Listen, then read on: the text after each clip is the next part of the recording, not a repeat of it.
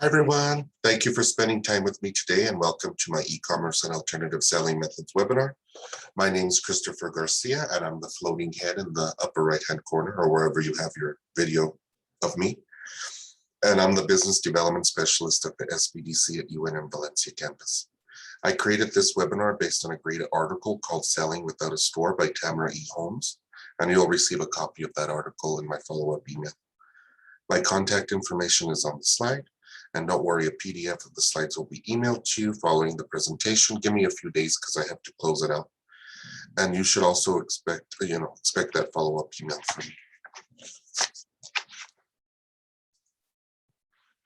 Let's move with fans. Okay. Before we begin, let's go over some webinar ground rules. Everyone on the call right now is muted, so don't worry about background noise. Only my background noise you have to worry about. There's a feature to raise your hand, and I'll use it to make sure the webinar is flowing throughout our webinar today. In fact, just to make sure everybody could raise their hand, can you please raise your hand for me?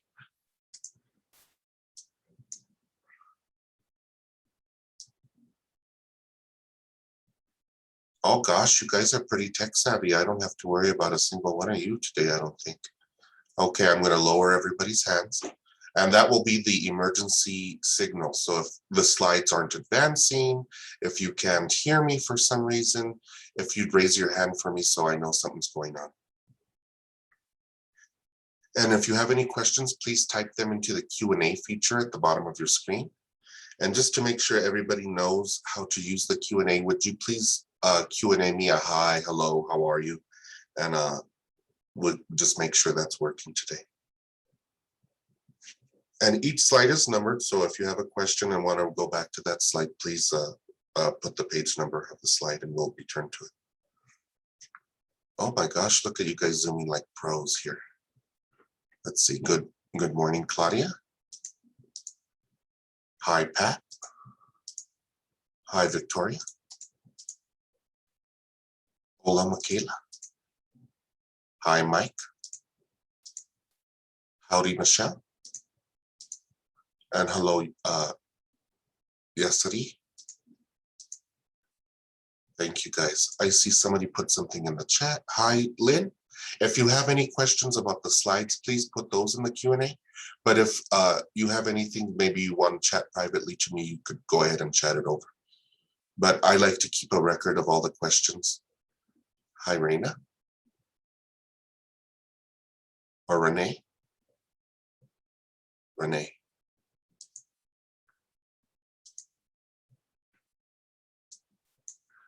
Perfect. I don't think I have anything to worry about. And it's fine if you chat things over to me. I check both. But if you put your questions in the Q&A, I have a little Q&A record. And if anybody wants to request the Q&A record, I can send it right over.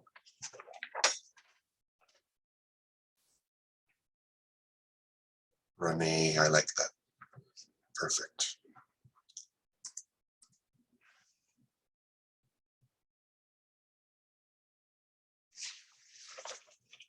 Okay, and now this is the slide that I usually go over with training offerings. It's kind of dated here. So if you want to visit our other trainings, please visit our website at nmsbdc.org. And let's see if the computer behaves with me today. And let's see what we have coming up. I might want to highlight for y'all. So today's basic steps and e-commerce. We have a surviving QuickBooks and Hobbs. The 3 steps to attracting and retaining customers is always a popular one, and that's with Eddie Midland. He's a SCORE volunteer, and he does a great webinar. Taxes got you down, tax strategies to back you up. I think this one's a pretty good one. You might want to take that one. Let's see what's with. I bet you this is either with our SCORE people. This is probably Peggy McDonough, or it's our attorney. And either way, it's going to be a good one. So think about attending those 2 upcoming webinars.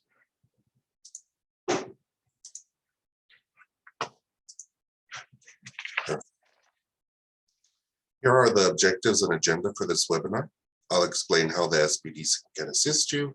I'll introduce you to a marketing plan, introduce methods for taking your business online or in selling in another way, and provide practical resources to assist your business with an online presence. It's a lot to cover in one webinar, but I think we're all up for the challenge today. Okie dokie. Let's get to about the SBDC. Here's a graphic of our center locations throughout New Mexico.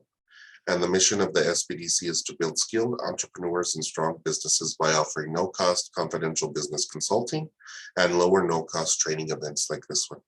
And since we got extra funding because of COVID-19, these are COVID-19 sponsored webinars. They're all free at the moment, so take advantage of those. They're also we record each of these and they're available either on our website, on our events and workshops page, or on our YouTube channel. And if anybody needs or doesn't know where to find that YouTube channel, put that in the Q&A and I'll talk about it and show you that later. You'll notice a blurb on the bottom of the slide for the SBA, the Small Business Administration. We are partly funded by the Small Business Administration and the state of New Mexico. So this is your tax dollars at work. And now I'm going to tell you a bit more about the SBDC in the next 2 slides. Let's talk about the services of the SBDC. We offer 2 major services, again, confidential business consulting and lower no-cost business trainings. And there are no limits to how much no-cost counseling or trainings you may attend. We have centers throughout New Mexico, so there should be one close to you. And if you look at the graphic in the upper right-hand corner, it shows what we do: renew, grow, launch, and start up small businesses. We welcome you to our statewide trainings like this one and to participate in your center's webinars and workshops. So each center throughout New Mexico might offer a different in-person or a workshop or webinar depending on the needs of their service area. I like to offer a QuickBooks desktop here in Los Lunas, and then I sometimes do doing business with the film industry if you're interested. And those will be on our website when they become available. This slide shows what we expect from our clients. My fellow business advisors and center directors want you to succeed, so you'll be assigned homework or further research. So please do the work necessary to succeed. We can't make decisions for you or offer tax or legal advice. We could only connect you to the information you need to make educated decisions.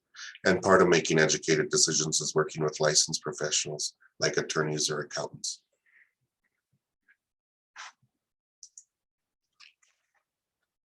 Finally, I want to remind you about our important surveys we send out as part of attending these trainings. Everyone who registered for this webinar received an email from Annalena Speck saying, in anticipation of the upcoming e-commerce and alternative selling methods webinar event you have registered for, we would like to collect some preliminary information from you. With this information in hand, we can tailor the course material to better fit your needs. That's an exact quote, you guys. So I want to see, just by a show of hands, how many of you have received the pre-webinar survey and did it? I hope you've done it.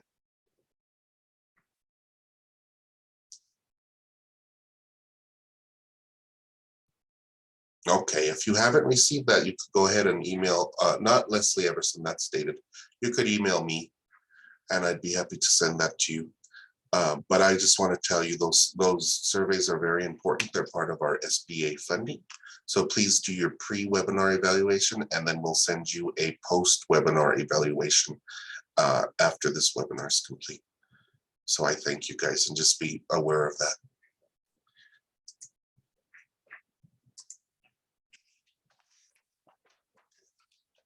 So the first thing I want to talk to everybody about, whenever you're doing or planning to go into another selling method or distribute your products in another way, creating a marketing plan is very important. So why is a marketing plan important when changing or adding selling methods? It's because online sales is all about identifying your target market or markets, analyzing your product or service offerings, creating a profitable pricing strategy, and successfully distributing your product or service and effectively promoting that product or service.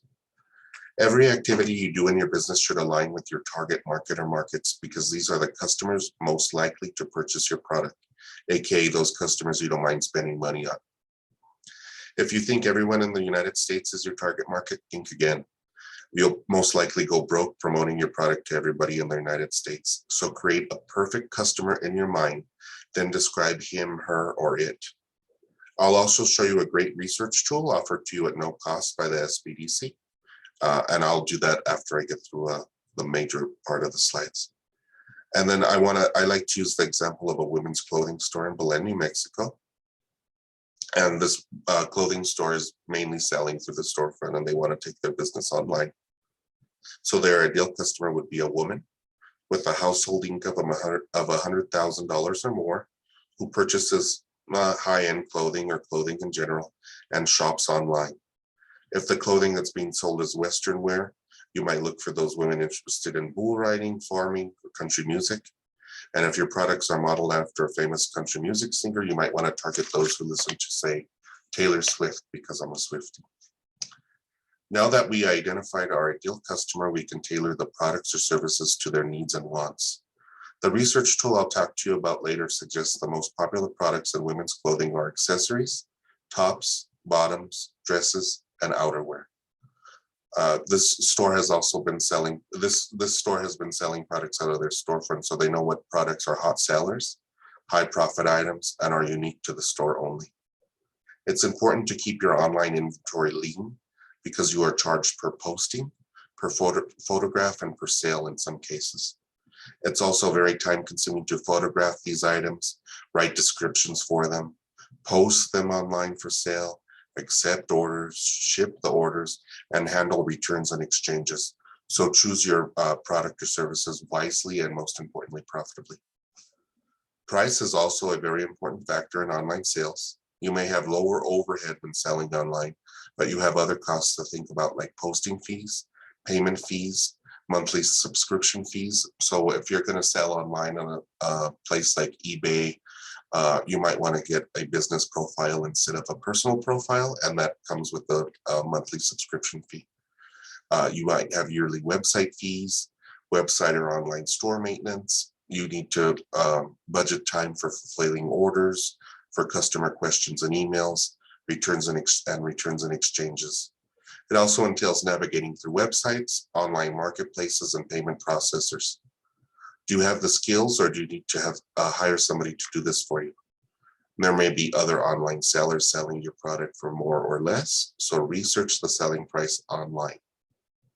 There are two common methods for setting price for any product online or for sale in storefront. One's called cost plus, and then there's market pricing. If you have a unique product, you can set a price by figuring the cost and adding a markup. If you sell a common product, you can research the selling price on online marketplaces by visiting store websites and by doing, say, a Google shopping search.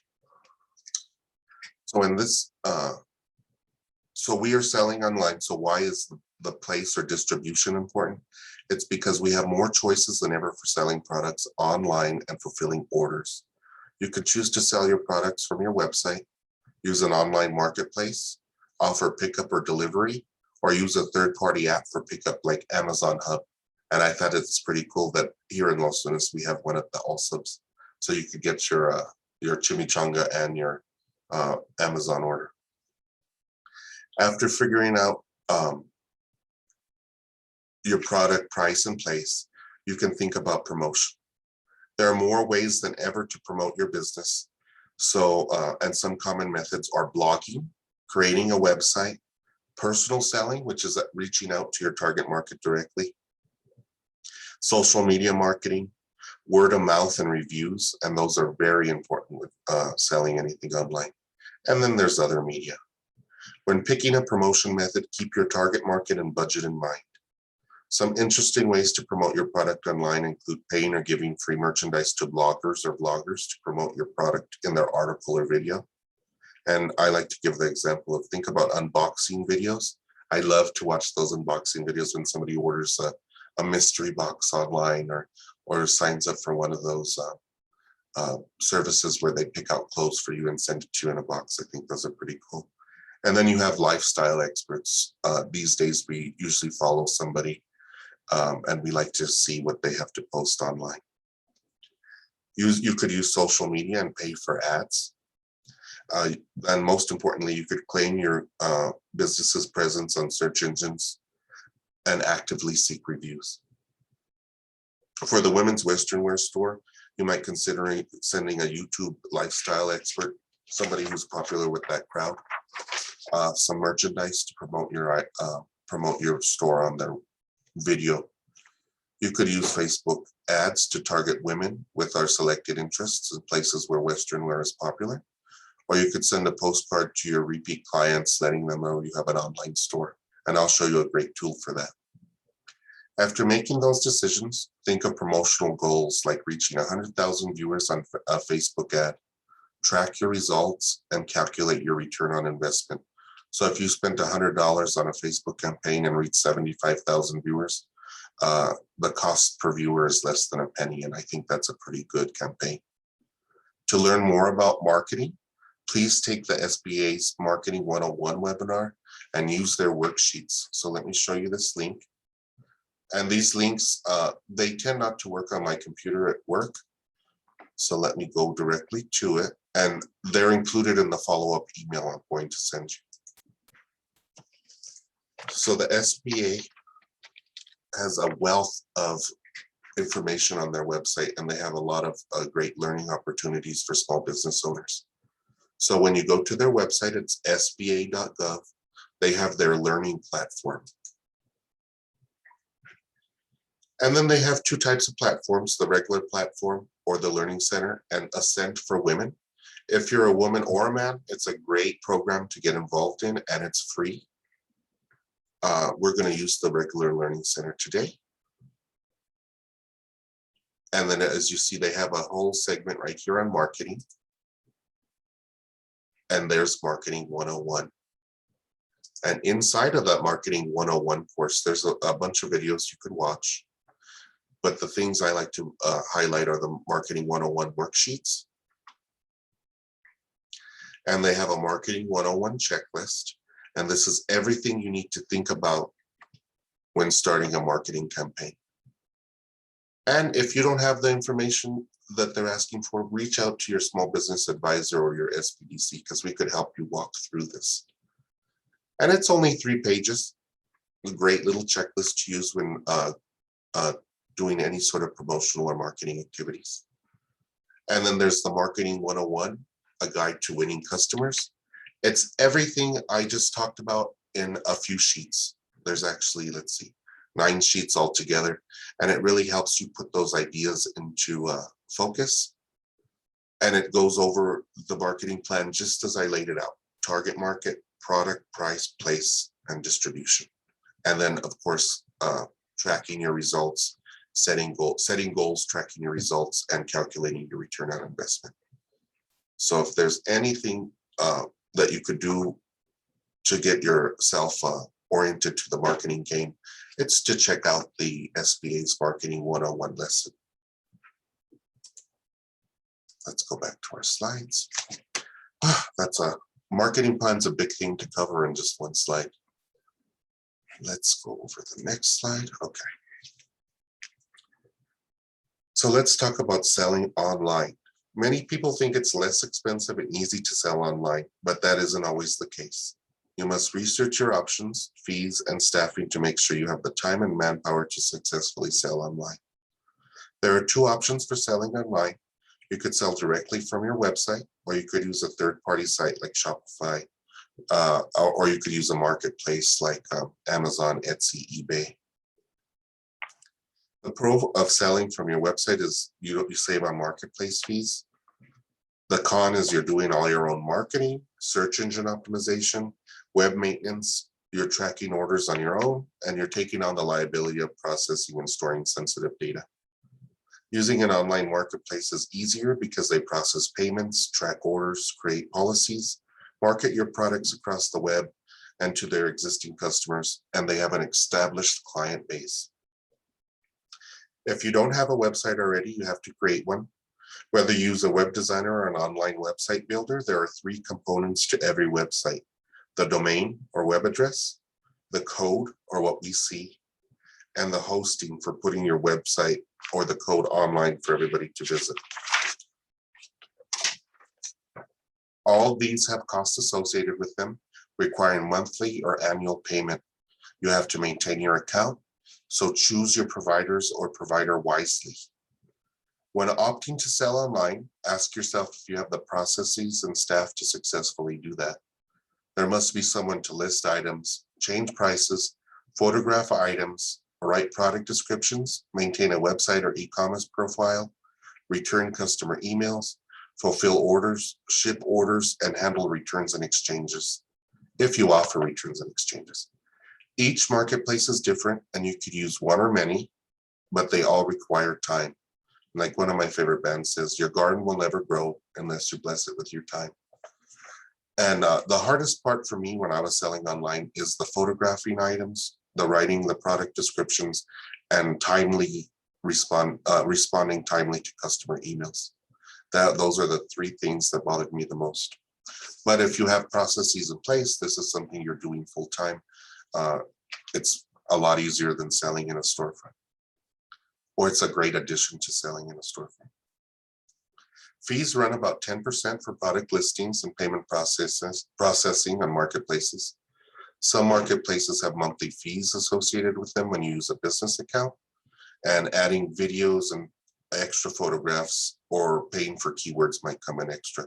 So on all these marketplaces, think of it as a large database. Remember when we used to get the Sears catalog or the JCPenney catalog? Think of it as a big a catalog. And whenever somebody's looking for something, they type in keywords or phrases. And if you want to pay to have your product appear first when somebody types in a keyword or phrase, maybe women's Western wear, you could pay for that, and that's called search engine optimization or keywords. So make sure you're only doing what you're able and willing to handle and afford. Don't waste money posting items across all e-commerce sites or using an e-commerce management platform if you're only going to sell, say, 10 things a month. Keep the interest of your target market in mind and use those distribution channels to appeal to them. And there's actually a great new tool that I've been looking at. It's actually offered by Google, and I'll show it to you now.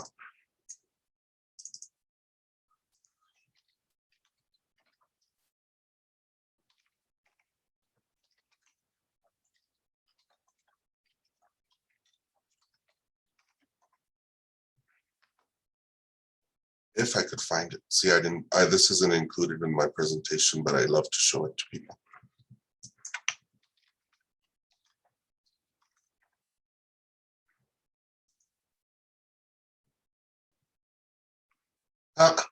Taylor Swift comes up. That's funny.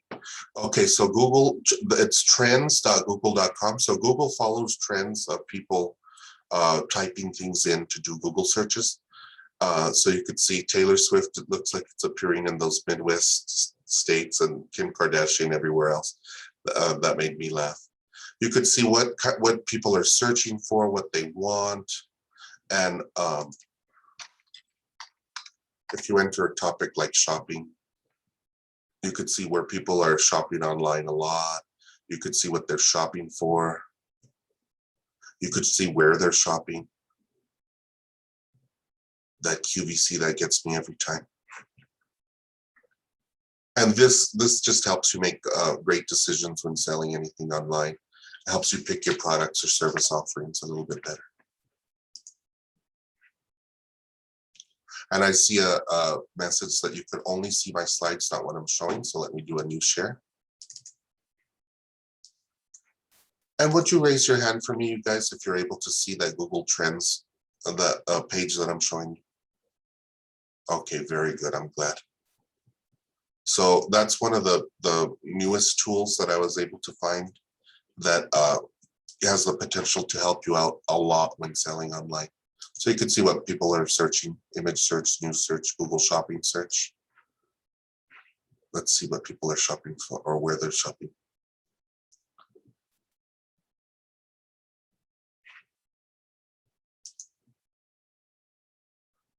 Where are people buying things at the dollar store? Let's see.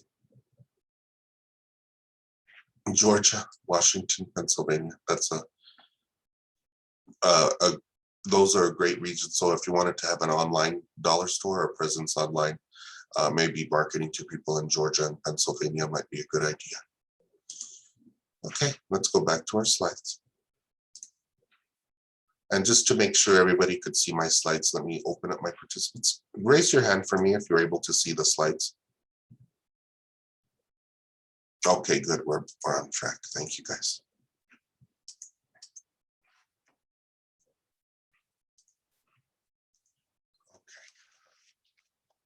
Here are some popular e-commerce sites that all of us may know about. The first three: Amazon, eBay, and Etsy.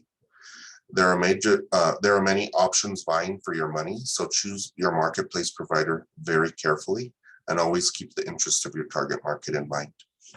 Since online marketplaces make more money as you sell more products, the bigger ones have great learning resources and customer service, so keep that in mind. In the follow-up email, I'll include links for Amazon Sellers Academy, eBay Sellers Guide, and Etsy Sellers Educational Portal, and Shopify Sellers Academy as well. They also have great blogs at seller events. So if you sold mass-produced women's handbags, you might want to consider Amazon. If you sold vintage women's dresses, eBay might be your main portal. And finally, if you sold hand-knit women's cardigans, Etsy would probably be your best bet. And sites like Shopify are e-commerce marketplaces that offer web design services or connect easily to your existing website. And large, they call them WYSIWYG, which stands for what you see is what you get, website builders. They offer e-commerce apps. For example, Wix, WordPress, and Weebly all have their own apps. Weebly actually is partnered with Shopify. Wix has some great options, and WordPress is usually the standard in web design.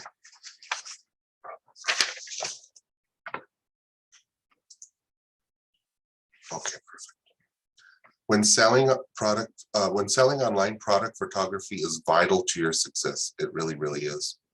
As you can see from the image on the left, it has bad lighting and isn't very attractive versus the picture on the right that has good lighting and photo effects added. It almost makes that bottle of Clamato look like an angel. And the difference speaks for itself. If you don't have experience with product photography, take a look at the article I have here. The two articles, the Definitive DIY Guide to Beautiful Product Photography and the Beginner's Guide to Product Photography. And had I read these when I first started, I bought a pretty expensive little setup for photographing small items and jewelry. It cost me $100, and they suggested you just tape a white poster board to the wall. It's the same effect, and I could have saved $100. I could have spent $1 at Dollar Tree and got the same effect. If you don't have experience with product, take a look at the two articles. You could do it yourself. You could hire a local photographer, and they're probably hurting these days because of the COVID shutdown. And you could use a stock image website. You could even ask your wholesalers, if you wholesale items online, if they have photos you can use. So I put an example here of Fiverr. Fiverr's an online kind of marketplaces for finding services. And I just typed in product photography, and there's a bunch of independent contractors who are happy to provide product photography for you for pretty reasonable rates. So you could consider something like Fiverr, Upwork, or TaskRabbit for these sort of tasks. And they're great for a lot of other tasks. Say you need to set up your QuickBooks online, they have people who are willing to do that for you. Say you wanted to outsource your monthly bookkeeping to somebody, they have people who are very experienced, and you could see by their ratings and number of people they've worked for that some of these people care very much and serve a lot of people. See, that's a beautiful product photography. That's some beautiful product photography there. Okay, let's go back to our slide.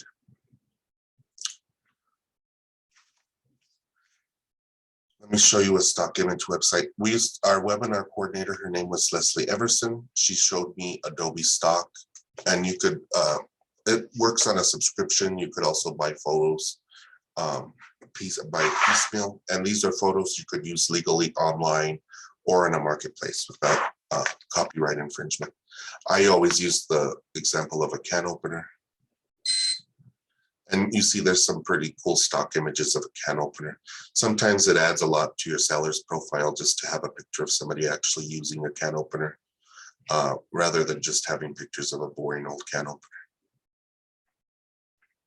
And you could imagine this for a lot of things like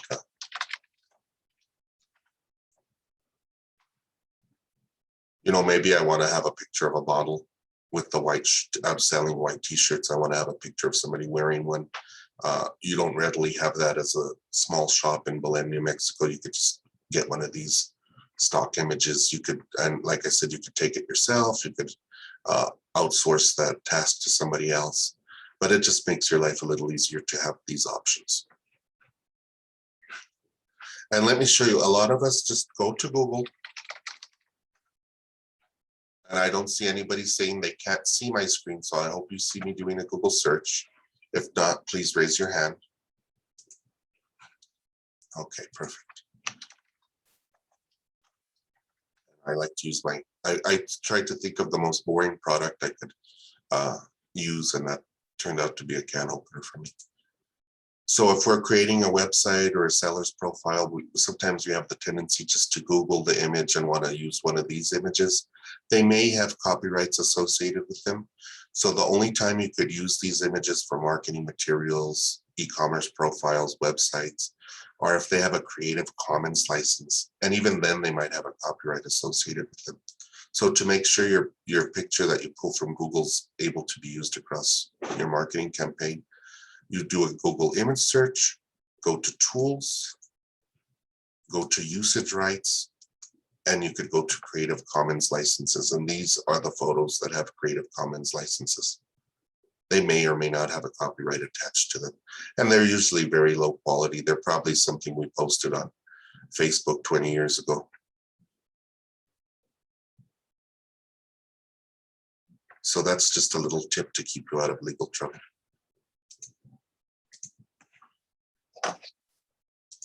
Okay, let's continue here. So let's talk about writing a compelling product description. So here's an example of a good and bad product descriptions. The one on the top is from a private seller on eBay, and the bottom one is from the actual manufacturer of the example in this slide. It's actually shoes from shopchuka.com.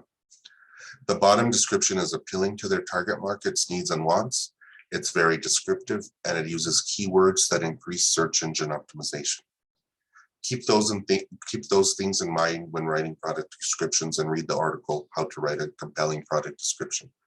And I'll include that in our follow-up email. I'll also include 9 ways to write product descriptions that inform and persuade your customers to follow up in the follow-up email. There are lots of opportunities to better sell products with great descriptions on sites like Amazon, eBay, and Etsy. I've noticed that many sellers on Amazon may not speak English as their primary language, so things often get lost in translation, or they don't provide the buyer with the information they need or want. I was looking for a borosilicate pitcher so I can make iced tea right in the pitcher. I was looking for one, the standard American size of a pitcher, which is about 100 milliliters. I don't have a grasp of what 100 milliliters looks like. I know 2.5 quarts. So some things are listed in milliliters when maybe they could be listed in quarts. Always keep your target market in mind when writing the description. And these happen to be women's rain boots. So think about what attracts a woman to these boots. They'll wear these boots, and about their buying behaviors and interests. Also use compelling keywords related to your products. And keywords are words that search engines and databases closely associate with a product or service. So if I were to talk about boots, I might use keywords like waterproof, leather, rubber, comfortable, or durable. In the example on the slide, Chuka used sleek, plush, waterproof, rubber outsole, self-cleaning, and rainproof.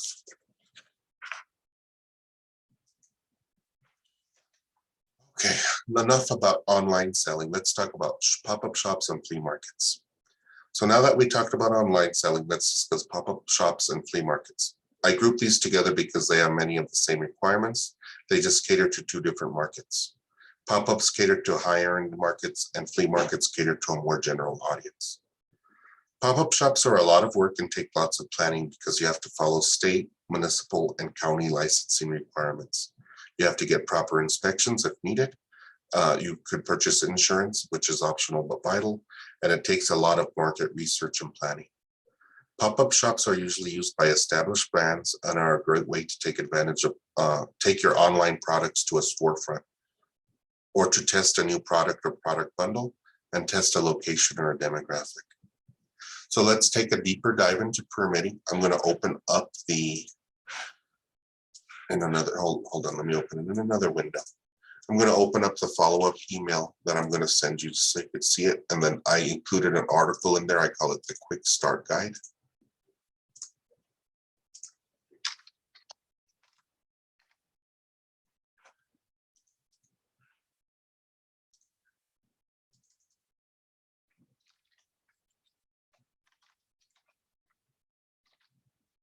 And I always forget the dang password to this follow-up email. Hold on one second.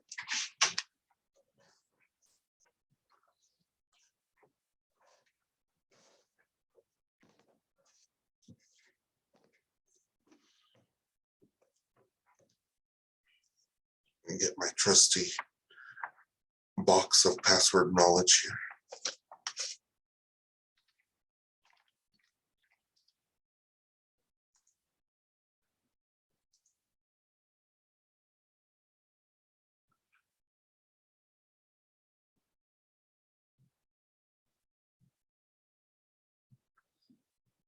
And while I'm logging into my follow-up email, one of our participants said that they get their pictures from Canva, pixels.com, peels.com. Yeah, those are all very good sources. Thank you for shouting those out.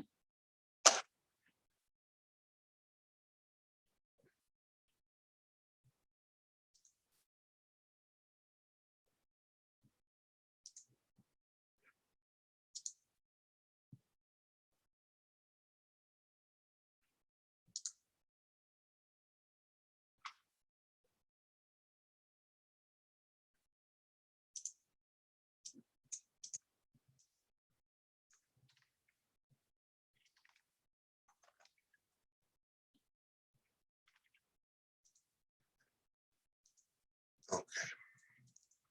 So here we use a program called Constant Contact to send out follow-up emails because we get it for free. It's a great customer relationship management database to use, and you could send out these pretty emails. You could also do this in programs like Wix. I believe they call their customer relationship thing Ascent or Accelerate. And then there's MailChimp, which a lot of us might know. They have a great advertising campaign. And just to make sure you can see it, let me stop share and I'll do a new share. Perfect. Okay, so this is what the follow-up email looks like. Let's put it in preview mode. And then at the very top, quick start guide. And let me go over permitting for something like a flea market or pop-up shop operation. On this quick start guide, it's geared towards my Valencia County, Socorro County, Torrance County market.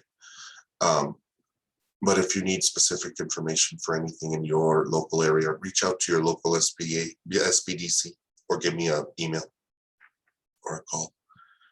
The way my brain works is I set this worksheet up to work from the bottom up. So the first thing I want to talk about is corporations. If you're selling at a pop-up shop, you might take on some liability. You may consider incorporating. So if you want to register as an LLC, a corporation, or an S-Corp, limited partnership, etc., you visit the Secretary of State's office, and that's where you file your paperwork for a LLC or corporation. If you're a sole proprietor, you don't have to fill out any of that paperwork. Next, this is optional, but most of you need it to open up a bank account.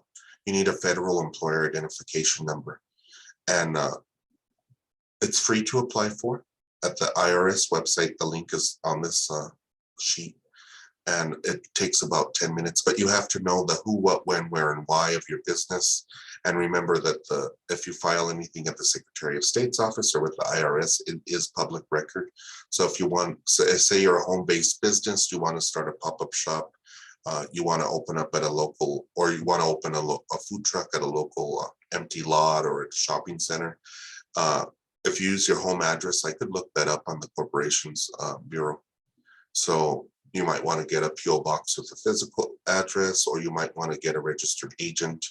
And if you have questions about that, put them in the Q&A and I could talk more about Business Start, or take my webinar and that starts half an hour after this one, the basic steps. After your employer identification number, you need to apply for a gross receipts tax ID. And this is through the New Mexico Department of Taxation and Revenue. They recently changed the name of CRS ID or tax ID to BTIN, B like boy, which stands for Business Identification Number. It's free to apply for this. If you're selling a product or service in the state of New Mexico, you have the privilege, they actually say that, of collecting gross receipts tax. And if you don't know much about gross receipts tax, you might want to visit their website, and they have great workshops for new businesses and new employers. And then you have to wait until you get your BTIN or your CRS ID number, and then you could apply for a temporary or a full business license in the area where you're going to have your pop-up shop or food truck. So if you're going to use the physical address of your business as a commercial piece of property in Belen, you would have to get a temporary vendor permit in the city of Belen, or a full business license. Sometimes it's cheaper to get a full business license in these areas.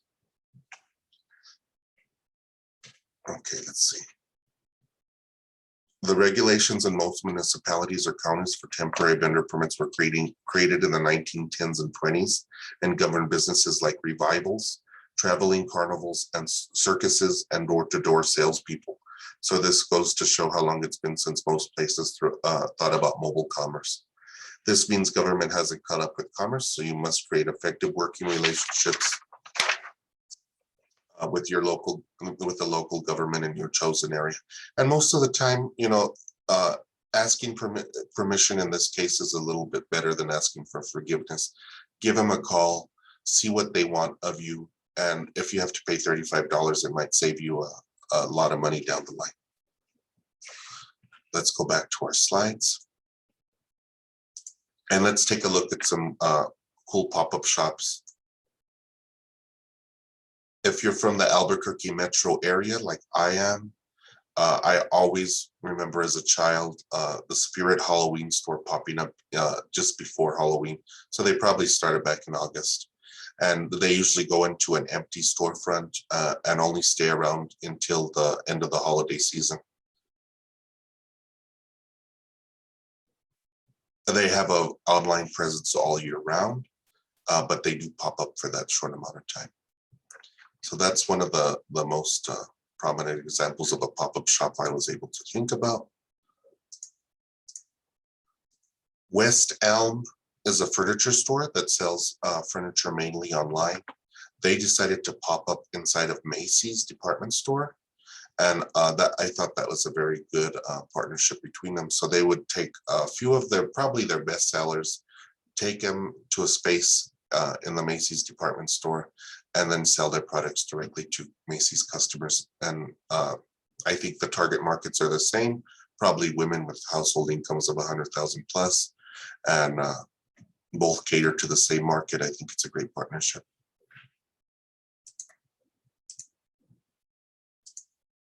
Manet, and this is a great article about Manet. So Manet's a jewelry business started by, it's not Pablo Picasso, it's one of the Picasso sisters. And she teamed up with a very influential person from Asia, and they created this 24 karat gold jewelry as an investment type business.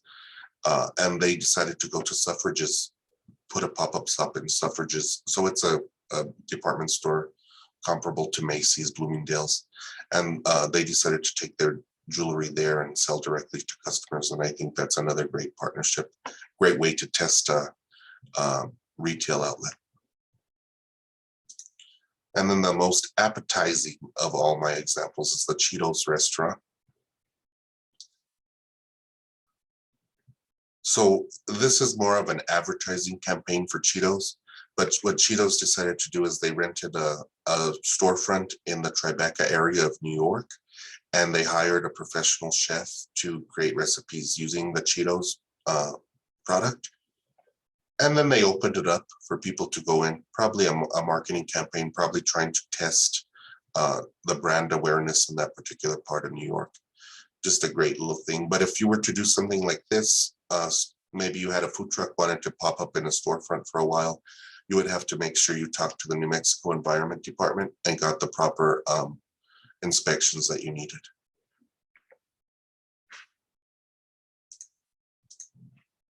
Perfect. Let's see how I'm doing on time. Okay, I'm doing good. Just like with pop-up shops, food trucks and carts are permitting intensive and require great logistic skills. In order to operate a food truck, you need to be in compliance with the New Mexico Department of Health as a mobile kitchen, and that's the New Mexico Environment Department. And this requires using a commercial kitchen as a commissary. A lot of people think it's cheaper to go into a food truck, but you end up having to rent a commercial kitchen space as a commissary, or you might have heard on the news something like the Mixing Bowl in Albuquerque, which is a shared commercial kitchen space, and those have fees associated with them anyway. After that, you have to find a commercial space to park your food truck. In Albuquerque, they probably have the most regulation on that. In the rural areas, you could probably find a commercial space, rent it. But I find that if you rent a commercial piece of property to park a food truck, you have to have a lease agreement in place before you could apply for that vendor permit. So keep that in mind. And you should consider a location with lots of traffic and a high concentration of your target market. And I'll show you some tools to figure that out. This type of distribution is great for testing a new product for an established brand or testing a location for a new business. It's important to make a good working relationship with your chosen area's planning and zoning department, because they could make or break a business idea. I mentioned target market earlier, and you need to draw awareness to your new business, and this means promotion. How are you going to reach your target market, especially if you're in more than one location a week? Do you need a website, social media? Do you need postcard mailing? It depends on the market research you do and the target market you serve. So some of these food trucks use some great, low-cost marketing ideas. So Sanchez Tacos, I pass this every, I think it's Thursday through Saturday here in Los Lunas. They park in an empty lot near, just off Main Street on a very busy road. And they have a website, so you're able to visit this website all the time. They have their menu on their website. I'm sure this website costs, under $500. It's a great way for you to promote your mobile business and have a presence that people could really feel comfortable with.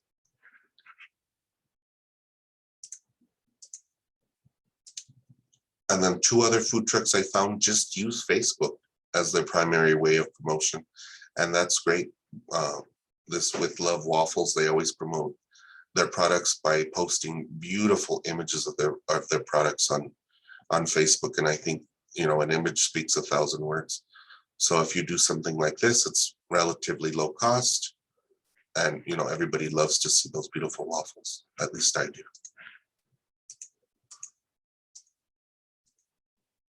And then here's a food truck that primarily sells burgers. And what I think they did very well is they only use Facebook. They have an email address where you could contact them, a phone number where you could contact them. They're starting to get reviews, which is very important. And they just have I think that's a very eye-catching picture of their food truck. So remember, a picture's worth 1,000 words. Very important for you to have this presence. Finally, Google My Business actually does a great service for all my mobile entrepreneurs. So if you have a home-based business or only have a service area that you serve with your business, you could go to google.com/business. And this link is in the follow-up email. And you could claim your Google Your Business profile or Google My Business profile. And by doing that, you don't have, unless you have a storefront, you won't get this nice, beautiful image that they're showing there with that woman in the hard hat. but they'll give you a free website and they'll give you presence on their map. And it also allows you to collect reviews. So when people look for a food truck near me, you only serve maybe Los Lunas, you could be put on the map. And if you want to learn more about that, we're actually a Google partner at the SBDC. So I could help you navigate through setting up your Google profile. And so could many of the advisors throughout New Mexico. I know Santa Fe does this a lot too.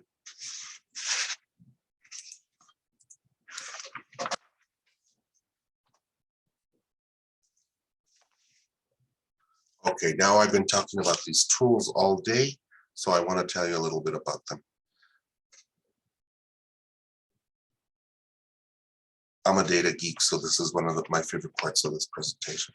So let me talk about the tools. We have Data Excel, and this helps you find customers, lead lists, household incomes, home value maps, and helps you drill down a list to create a list with customers with a particular interest. There's Census Business Builders, which helps you find a lot of great census data for maybe a marketing campaign. And then there's IBIS World, which provides you with a SWOT analysis, tells you what drives your industry, tells you who the target market in your industry is. So let me open up my window. And please let me know if you're not seeing the library, the UNM library page.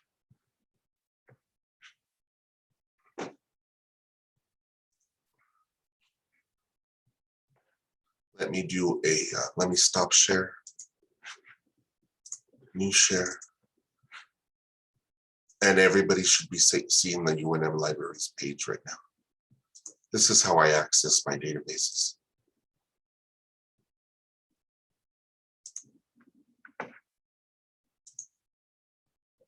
Perfect, okay. I don't see anybody with their hand up, so it looks like we're doing good. Let me close some of these windows I have open so I don't overwhelm the computer. So this is IBIS World, and reports from this database could cost up to upwards of $1,000 if you were to purchase them yourself. So take advantage of this service, if nothing else, from the SBDC. So I like to use single location full service restaurants as an example because there's a lot of data about single location full service restaurants. Most retail and restaurant type businesses will be in here. It's the service businesses that are hard to find. So let's see what drives this business: consumer spending, consumer confidence index, healthy eating index, households earning more than 100,000, and urban population. It gives you your first and second tier suppliers, and then your first and second tier buyers if there is second tier. And let's see, the first tier is consumers.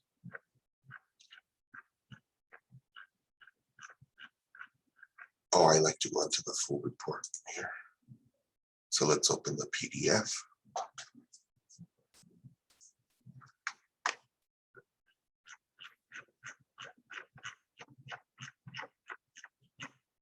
And then industry at a glance tells you which of these industry drivers are growing or declining over a certain amount of time.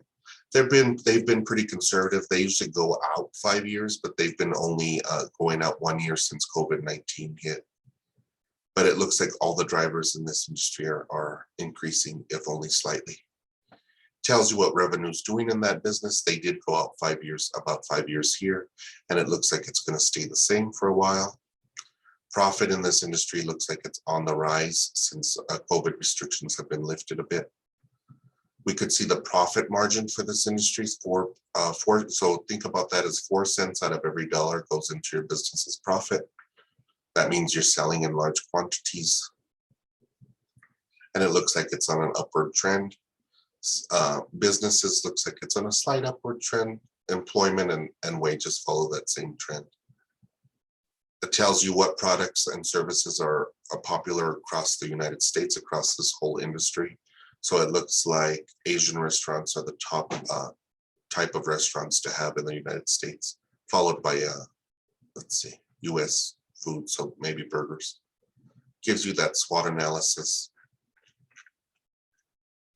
tells you what the trend in the industry is. COVID really tanked everybody. That's why we had all those aid programs. And now they're projecting that it's going to go up this year and go back to where it was before COVID-19 hit.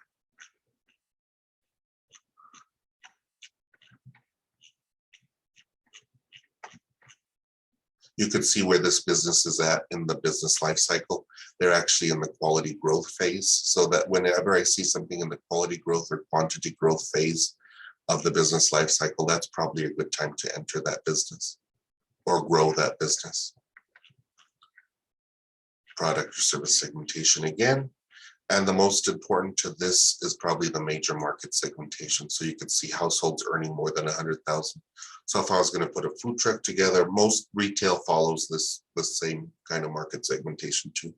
So I would probably want to put my business in a place that had a lot of households earning 100,000 or more. Or if my business was solely online, I might want to advertise that to households earning 100,000 or more. And you could do that in a few different ways. So those are the high points of IBIS World, one of my favorite databases. Reference USA is probably my second favorite. Anytime you meet with me and you're a new client, we pull an IBIS World report and we pull a data Excel report. So if you're serving, most of us on the line are serving customers, not businesses. So we'll do a customer search. So what this helps you do is find your customers, find what area there's a lot of concentration of your customers in, or you could use the addresses that it provides to send maybe a postcard mailing out to your customers. So I like to do one per household. We're going to use the restaurant example, and from that IBIS World report, we found that the target market for the business is households earning 100,000 or more. And you could think of a restaurant, food truck, same sort of thing. We could pick lifestyle characteristics, like if we were going to sell like French food out of a food truck. Oh, that sounds good, some pate. We could maybe target people with an interest in gourmet food and wine. And there's a lot of different lifestyle characteristics in there. And then we pick our area, our service area. I like to use zip codes. You could drill down as far as a radius from an address. Let's use Berlin.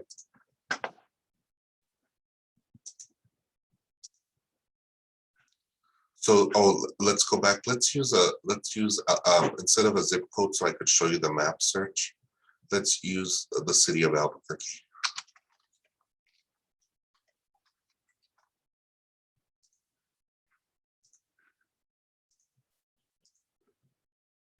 So there are 53,737 households in New Mexico making with a household income of 100,000 or more. You could use these addresses to send these people a postcard. Maybe you're a service business, you clean carpets. This is certainly your target market. You could buy this list from Data Excel, and they run about $1,000 for 5,000 names and addresses and emails. You can't call them or email them unless you buy the list, but you're free to send them a mailing. If you're looking to see where the highest concentration of your target market is, we could do a map. And a map in Belen only has one zip code. It's not going to be very helpful. If you're in the city, this information is a little bit more helpful because you could see in what zip code there are a lot of people in my target market. So 87111, looks like the Northeast Heights would be a great place to do this, station this restaurant. 87114, the Far North Valley, great place to do that. 87120, that's an underserved market. That's like Coors and Rio Bravo area. And 87122.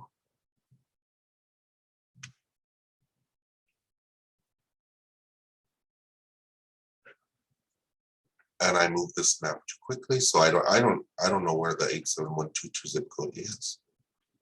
Oh, it looks like it's the Far Northeast Heights, so maybe Paseo and Wyoming area.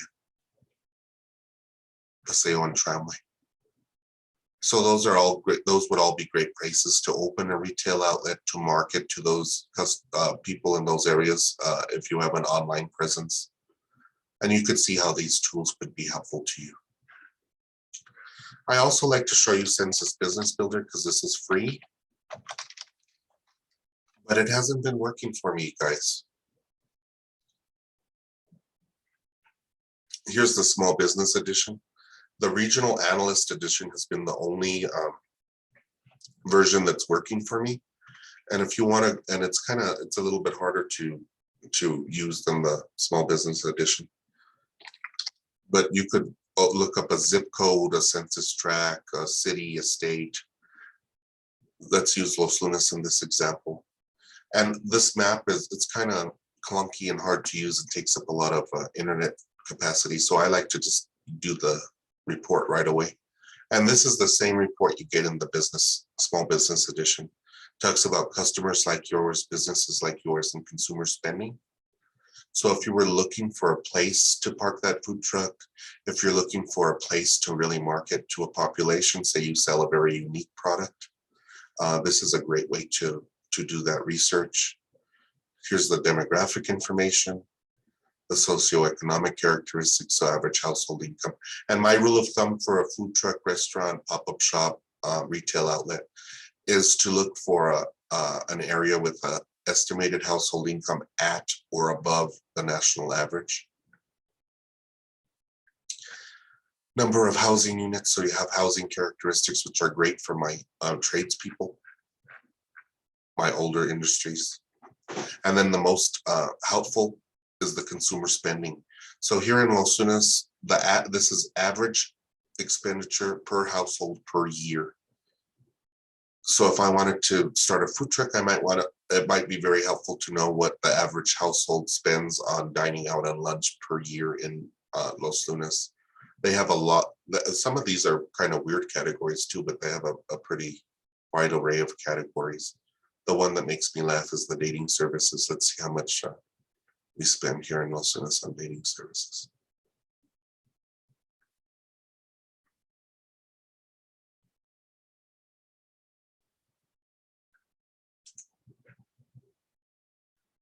$0.48 per household per year. That's a funny one for me. But you could see this is how much the average household spends per year per household on pet food. And you could compare, what do they, let's go back here, let's go back. If I'm going to spend my marketing dollars or invest my money in a business in an area, I want to make sure they have the most of my target market there, so I have the best chance of success. So let's do Beverly Hills 90210.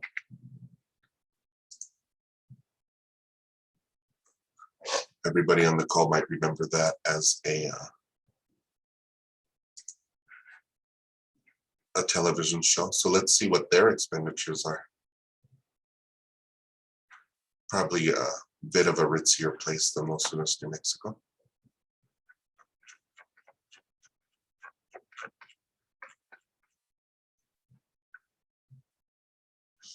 So let's see how much they spend on lunch away from the average household spends $2,824.37 per year on lunch away from the home. So just knowing how much different areas spend on different products or services, then we could start to explore that area and see if that's a great place for you to either market your product if it's solely online, or start a business, a storefront. And this, I had a question in the chat, how could this be used for an online business? Where am I so if I was gonna do a marketing campaign on Facebook for women's apparel, say I sold women's apparel online in my small online store, where would I want to spend my money? In Los Lunas, New Mexico, or in the zip code in 87103, or in the zip code 90210? I'd probably have a better chance of success spending that money advertising to women with household incomes of 100,000 plus, and that 90210 zip code. So that's just an example there. We only have a few. Let's go back to our slides. If you have questions, I want to leave some room for Q&A, so let me get through the rest of these slides.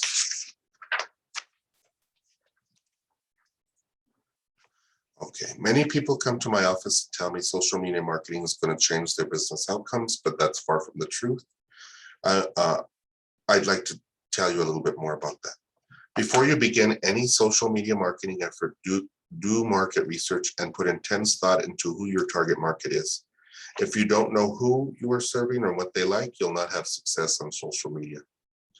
The target market on Facebook tends to be women 35 to 55 years with higher incomes and typical consumer interests. And if you have a retail store or restaurant, this is a great place to start. When you dive into social media marketing platform, think about using their paid advertising services and learn how to use them. And they have great learning platforms for Instagram, TikTok, Facebook. Facebook, actually, their learning platform is called Facebook Blueprint.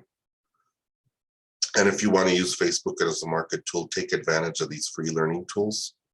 And remember, Facebook runs on viewers' attention and interactions. So the better you know Facebook, the better you know your market, the better you'll do on Facebook. Perfect. Some other helpful resources are listed on this slide. My favorite and most practical is Google My Business. I talked about that earlier. They let you claim your profile and they give you a free rudimentary website. Social Media Examiner is a video blog that features social media experts and gives great advice. New Mexico Internet Entrepreneurs is a great Facebook group created by Barb Tomlin as a forum for New Mexico Internet entrepreneurs to connect, get helpful tips, and post new ideas. The New Mexico NMSBDC and SBA websites have numerous free learning opportunities, useful articles, and great documents. So please visit these websites to take advantage of your paid taxpayer-funded resources. The New Mexico Bar Association keeps a database of attorneys who passed the bar exam in New Mexico and allows you to search by location and practice areas. So if for any reason you might need a business attorney, you could search for one there. They also offer a great service where they could connect you for an attorney for a 30-minute consultation, and the fee is $35. And finally, the New Mexico COGS, or the Council of Governments, handles traffic counts for the state, and they offer their data on their website. I also included some links in the follow-up email for the New Mexico Taxation and Revenue Department and the IRS Self-Employed Tax Center. So you could learn about your federal tax obligations. I know we're all rearing to do that on the call today. This slide is a collection of links for some of the most accurate and reputable information about COVID-19 for employers. The first link is to the New Mexico Department of Health's guidance for employers. The second is for New Mexico Safe Certified program. This is a free interactive learning module about how businesses should operate during COVID-19 restrictions. The third link is OSHA's publication on employer COVID safe practices. The fourth link is information about COVID-19 from the Center of Disease Control and Prevention. The fifth link, and most important in my view, is an article by the EEOC called What You Should Know About COVID-19, the ADA, the Rehabilitation Act, and other EEO laws. We're in an ever more litigious society, so it's a must read for everyone on the call today, if you have employees especially. Finally, the sixth link is from newmexico.gov, where you can find the most up-to-date state information related to COVID-19, as well as their lending and grant opportunities, if any. And don't forget about our no-cost webinars and counseling services offered at the SBDC, SCORE, the Small Business Administration, and New Mexico Economic Development Department. Perfect. Okay.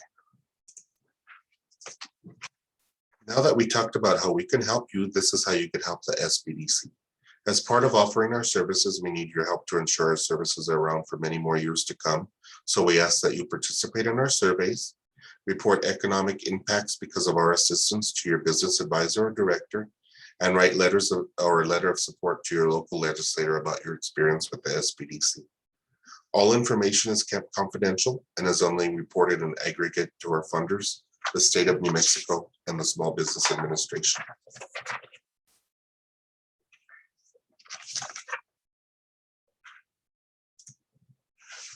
Okay, we went over a lot of information, so let's review what we learned. 1, market research and planning is important. You now have the resources you need to make better educated marketing decisions. So take an hour each month, each quarter, to use the SBA's marketing plan templates to really plan out your marketing activities. Know your target market or markets. This is the least you must do before you spend any time or money on any promotional activities. 3, think about, do you have the skills to set up and manage an online store or pop-up shop or food truck? And now that you know the major activities involved, does this seem something you're willing and able to do? Did you think selling online was so labor intensive? Well, now you know. So do you have the staff to answer customer questions, ship, and handle returns? If you want to start a pop-up shop, are you able to meet the state, municipal, or county requirements and the tax obligations for your venture? And most importantly, are you prepared to handle the extra cleaning requirements, mandatory capacity limits, and ever-changing regulations for our public safety, especially during COVID-19?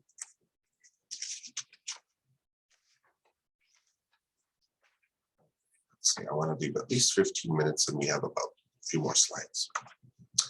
This slide provides contact information for the SBDC programs, PTAC or the procurement, PTAC, IBA, and the New Mexico Technology Commercialization Accelerator. The Procurement Technical Assistance Center is a government-funded program providing assistance to small businesses who want to sell their goods or services to the government, educational institutions, or tribal entities. The International Business Accelerator is a one-stop shop of resources for New Mexican businesses and individuals wishing to introduce their products or services to a global market. And the New Mexico Technology Commercialization Accelerator offers no-cost confidential counseling regarding intellectual property.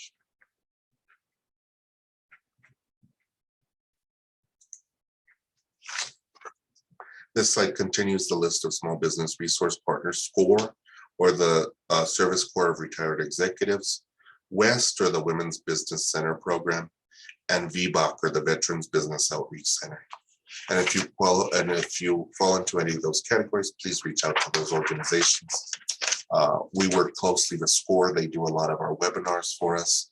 WEST is actually a micro lender in addition to a technical service provider. It's called the Women's Business Center, but even if you're a man, they have a lot of great learning opportunities, and they do offer those microloans. And the Veterans Business Outreach Center is great for those who are transitioning out of the military into the small business world.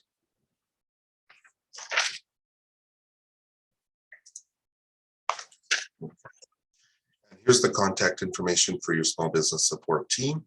We are funded by the SBA, and many people ask about SBA loans, so I included a link to our SBA resource guide. And on page 27 are the participating lenders. This is on the follow-up email. Don't worry, the links on this computer don't often work. And then on page, I believe it's 33, there's a listing of the different types of SBA guaranteed loans you could apply for. And then there's a link to the New Mexico Economic Development Department. I go in more in depth to their financing programs in my next webinar. So if you have any questions about that, reach out to their website or take my basic steps webinar. Okay, this concludes our slideshow. Now I'll answer any questions in the Q&A.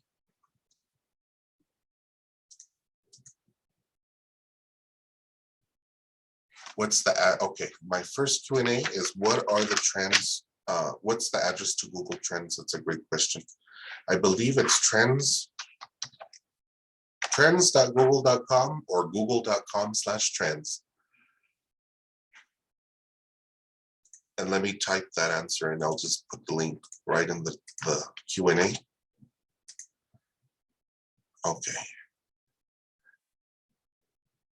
And then Claudia, thank you. Pexels and Unsplash are both free stock photo sources also. Thank you for that, Claudia. Molly says, can you post the DIY photography website again, please? Sure. Here's the follow-up website, or the follow-up email I'm going to send out. And the DIY photography. Here's the DIY guide to beautiful product photography. Here, I'll put the website in the Q&A. Don't worry, that will go out to you in the follow-up email. Will this be available in a library to watch again? It actually is available to watch again.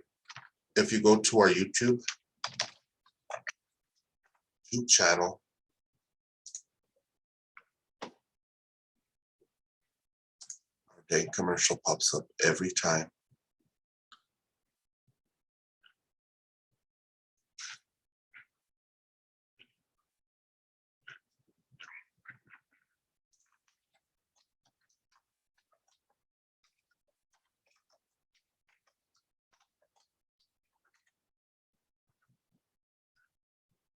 Oh my gosh, look at me. Which one do you want to watch? The one with 20 views or the one with 27? Probably the one with 27.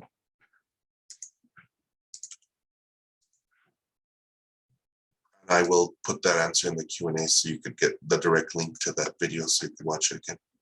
I missed how to access the UNM libraries database. Do we need a login? That's a great question. Since I'm an employee of UNM, I have a login to get into the databases. Your SBDC advisors throughout the state have their own logins to Reference USA, IBIS World. I have a bonus since UNM has a great library.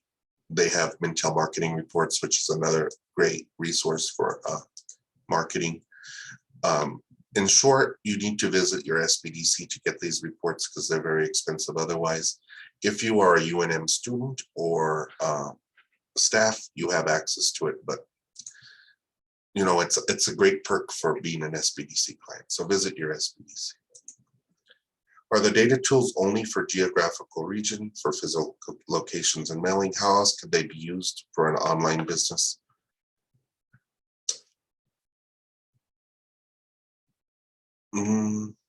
Claudia, the major ways that the demographic can be used for an online business is seeing where there's people in your target market. So do these people, what's the average price of a home in that area? What's the average household income in that area? If you're catering to maybe children, you could see how many people under a certain age are in that area. And then you could use that information. Then say you wanted to do a Facebook campaign.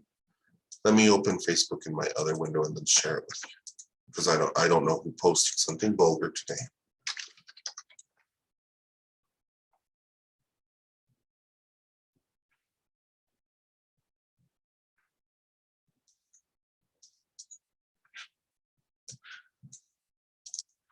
So here's our business page. This is the Los Lunas Small Business Development Center page. By looking at that demographic information, if I wanted to boost a post, I could see what regions might be useful. So I could create my audience. And we saw that Beverly Hills, the zip code 90210 was great.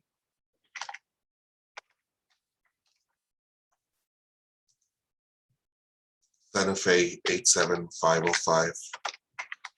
That might be another great one.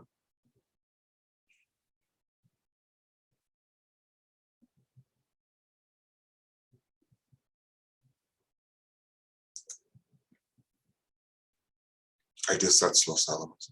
And then you could better target your campaigns, your advertising campaigns.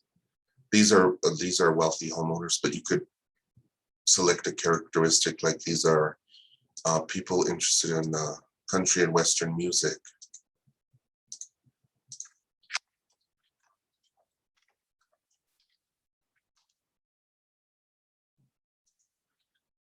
Something like that. And it just helps you better narrow down your marketing activities, your areas to market to. I hope that was helpful, buddy. Can you speak to any federal, state, or city grant programs available to small business? And how can I make an appointment to meet with an SBA advisor? Perfect. Yeah, I could speak to some state financing programs.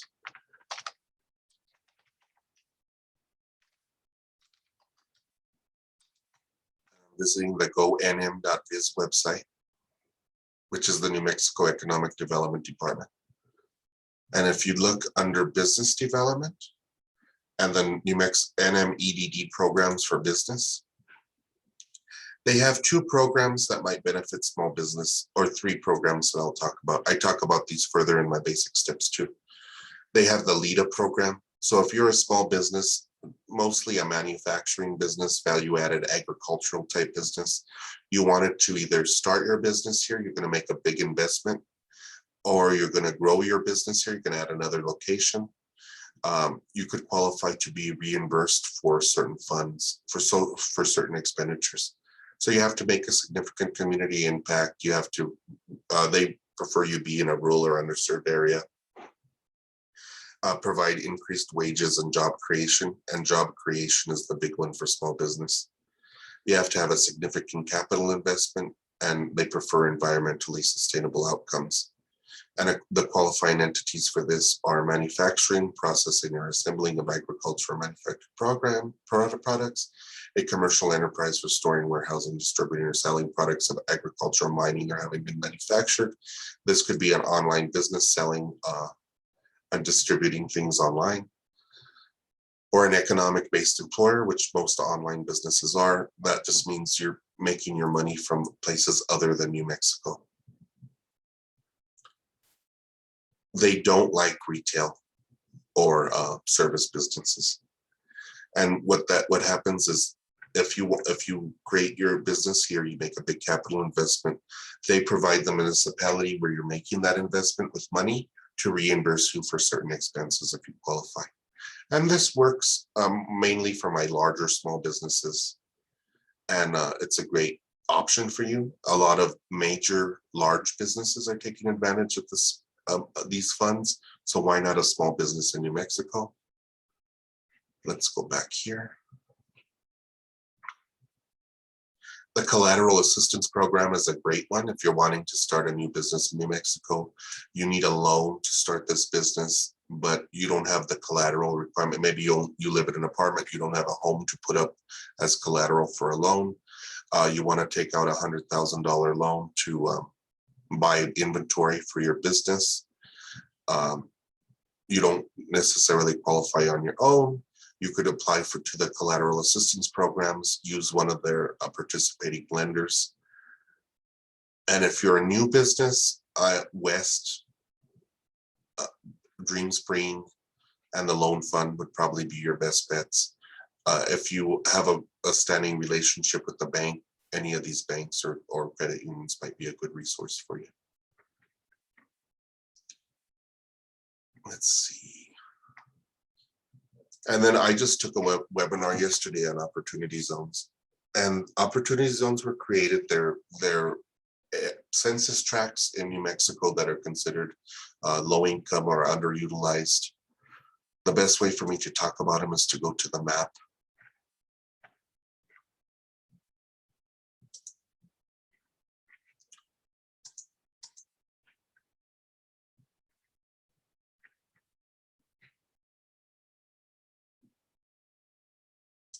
This used to take me right to the map.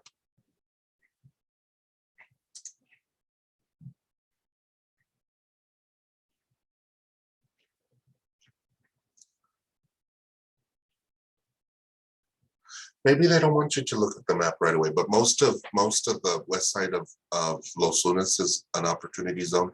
And what these zones allow you to do is, if you want to start a business in one of these zones, mostly for if you wanted to buy property in one of these zones to have a storefront, you could create an opportunity fund, which is funded by people who, instead of paying capital gains taxes, they could invest in an opportunity fund.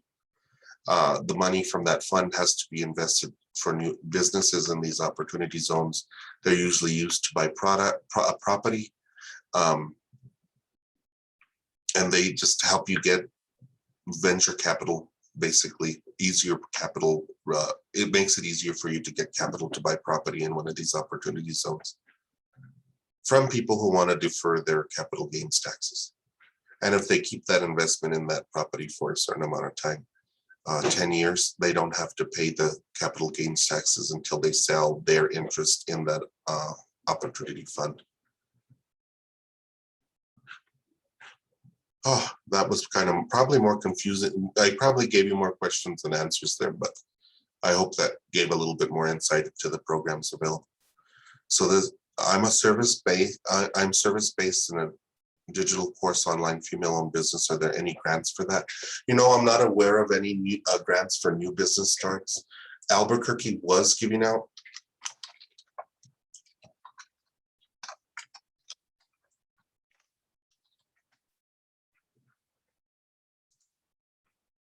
They were giving out some grants to people who wanted to start businesses, but the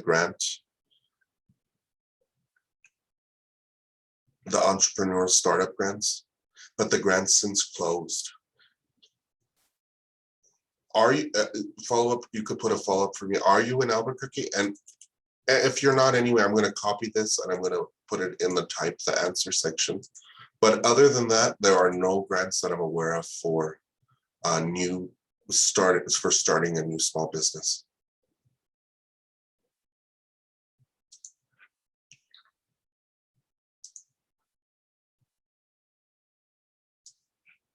For an existing business, there are some grants that if you're an existing business and you've been in business since before, basically you had a tax return that you filed for 2019, the EIDL program,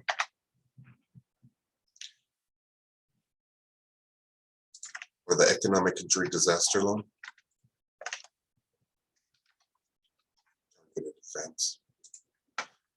They're offering targeted advances to people in low-income areas. So let me use the mapping tool. So even if you don't have to take the economic injury disaster loan, you have to apply for it. You don't have to take any money from it. And if you're in one of the purple areas in New Mexico, you qualify for the target EIDL advance, which is up to $10,000. If you had a 30% decline in profits over a 3-month period after March 2nd of 2020, compared to the same period in 2019, or if you had a 50%, you could show a 50% decline in revenues over that 3-month period after March 2nd of 2020 compared to 2019. You also qualify for the supplemental targeted advance. So that's a total of $15,000 up to $15,000 that you may be qualified for through that EIDL program.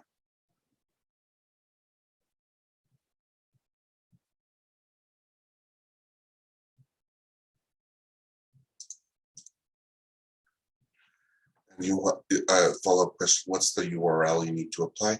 You need to apply for an EIDL loan. You don't have to accept any of the funds. And I will put that in the, oops, I pressed the wrong button. So let me chat that over to everybody.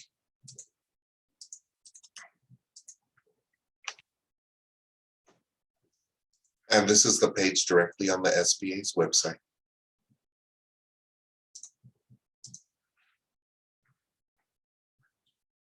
And it's pretty easy. Basically, you'll need your 2019 and your 2020 tax returns, and then you'll need, after you apply for the regular economic injury disaster loan, they ask you how you want. You could select you want 0 to however much they have available for you. You just do a few pieces of paperwork.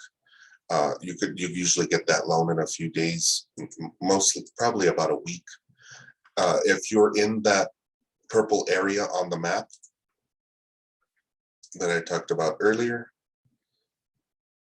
you do automatically qualify for that targeted supplemental advance and the targeted advance and the supplemental.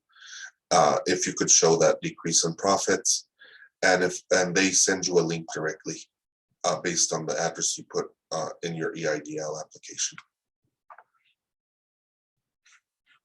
Great question. Thank you for asking. And I see it's almost 11 o'clock. I'll open it up for one more question. If anybody has one, please type that in the Q&A. If not, I want to thank you guys for spending time with me today. I thought this was a great webinar. I love when I have a lot of Q&A. And again, stay tuned for that follow-up email. I want to say it will be out to you by at least the beginning of next week. Make sure to do your surveys. And, again, thank you and have a great day. Okay, it's 11 o'clock. I'm going to end the webinar for anybody. Oh, one more question. How do we schedule an appointment? That's a great question. Go to our website, nmsbdc.org.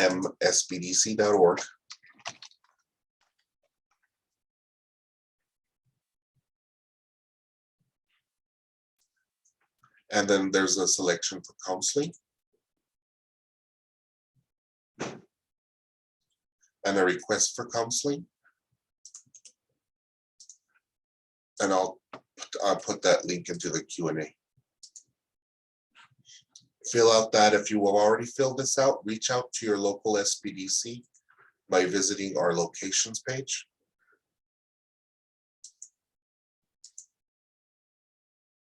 And then you could find the location nearest you, and then there's full contact information for anybody in the SBDC. And you could reach out to them directly.